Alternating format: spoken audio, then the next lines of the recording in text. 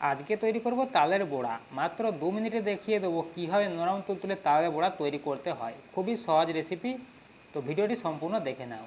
তো তার জন্য এখানে আমি তালের শাঁসটিকে বের করে নিয়েছি, এরপর এটিকে লবণ দিয়ে একবার ফুটিয়ে নিয়েছি, গরম করে নিয়েছি। তো এরপর এখানে নিয়েছি চালের গুঁড়ো।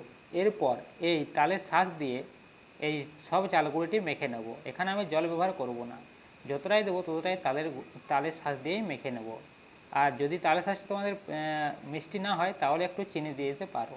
তো আমি এখানে চিনি দিইনি, তো চিনি না দিয়ে ভালো করে এই চালের গুঁড়িটি মেখে নিচ্ছি।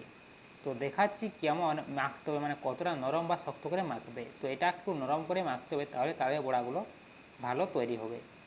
তো এখানে হাত দিয়ে ভালো করে চালগুলির সঙ্গে তালটি মিশিয়ে নিচ্ছি। তো এই যে দেখছো কীরকম করে আমি মেখেছি, একটু নরম করে মেখে নিয়েছি চালের গুঁড়ি আর তালটি ভালো করে। তো এরপর এটিকে গরম তেলের মধ্যে ছেঁকে নেব। তো তার জন্য এখানে আমি কিছুটা সাদা তেলকে গরম করে নিয়েছি। এরপর এক একটি এখানে বড়াগুলো ছেড়ে দিচ্ছি, তালে দিয়ে ভালো করে লাল লাল করে দুদিকটি ভেজে নিচ্ছি। খুবই কম সময়ের মধ্যে এটি তৈরি হয়ে যায়।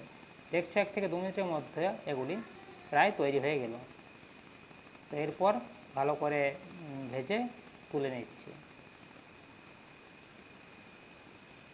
গ্যাসের আঁচটি এখানে আমি মিডিয়ামে রেখেছি, মিডিয়ামে রেখে এগুলি লাল লাল করে ভেজে নিচ্ছি।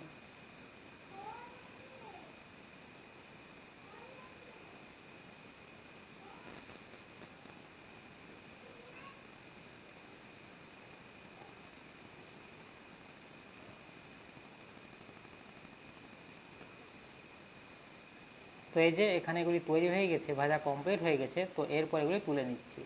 দেখলে কিভাবে খুব সহজে মাত্র 10 থেকে 15 মিনিটে এগুলি তৈরি হয়ে গেল। তো এরপর এগুলি তেল থেকে ছেঁকে রেখে দিচ্ছি। এরকম করে সবগুলি তৈরি করে নিই। ভিডিওটি যদি ভালো লাগে ভিডিওটিকে লাইক ঠিক করে দাও।